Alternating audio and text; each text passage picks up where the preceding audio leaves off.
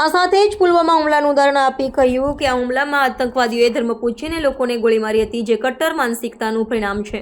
લગભગ 200થી વધુ લેટરપેડ સાથે કલેક્ટર કચેરીએ પહોંચેલા પ્રતિનિધિમંડળે મુખ્યમંત્રીને સંબોધીને આવેદનપત્ર સુપ્રત કર્યું હતું। આ જૂથનું કહેવું છે કે મદ્રેસાઓમાં ધાર્મિક શિક્ષણના નામે વિભાજનકારી નીતિઓ શીખવવામાં આવે છે, જે બંધારણીય સિદ્ધાંતોની વિરુદ્ધ છે।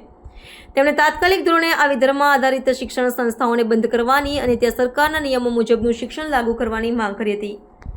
આ રજૂઆત દરમિયાન મદ્રેસા બંધ કરો અને એક શિક્ષણ એક રાષ્ટ્ર જેવા નારા લગાવવામાં આવ્યા હતા। આ જૂથનું માનવું છે કે તમામ બાળકોને સમાન અને બિનસાંપ્રદાયિક શિક્ષણ મળવું જોઈએ, જેથી તેઓ સમાજના મુખ્ય પ્રવાહમાં જોડાઈ શકે અને દેશના વિકાસમાં યોગદાન આપી શકે।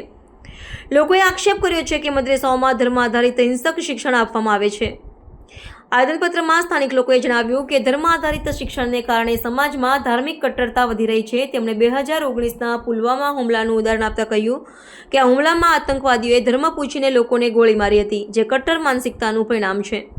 આ રજૂઆતને ટેકો આપવા માટે 200 જેટલા લેટરપેડ દ્વારા મુખ્યમંત્રીને સંબોધિત આવેદનપત્ર પણ કલેક્ટરને સુપ્રત કરવામાં આવ્યું હતું। આ આવેદન દરમિયાન મોટી સંખ્યામાં સ્થાનિક લોકો એકઠા થયા હતા, જે આ મુદ્દા પ્રત્યેની તેમની ગંભીરતા દર્શાવે છે। આ ઘટનાએ સુરતમાં શિક્ષણના સ્વરૂપ અને સમાજ પર તેની અસરો અંગે એક નવી ચર્ચા છેડી છે।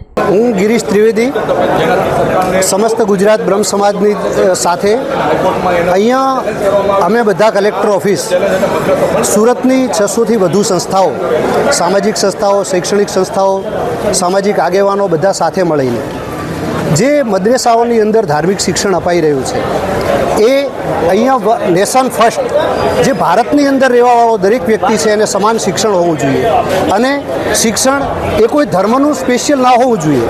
શિક્ષણ એ જીવનમાં ઉન્નતિ લાવે એ પ્રકારનું શિક્ષણ હોવું જોઈએ। સંકુચિત શિક્ષણ છે, જે સંકુચિત માનસિકતાને લઈને શિક્ષણ ધાર્મિક અપાઈ રહ્યું છે, તેના વિરોધમાં અમે સરકારશ્રીને કલેક્ટરશ્રી મારફત આવેદનપત્ર આપવા માટે અહીંયા ભેગા થયા છીએ। આગળ કયા પ્રકારની આપની રણનીતિ?